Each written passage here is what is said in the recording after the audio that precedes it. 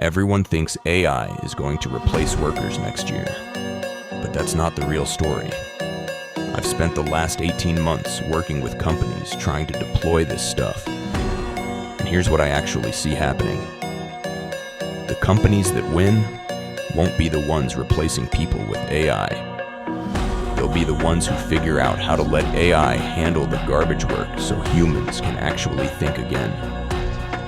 Do you think I'm wrong? Drop a comment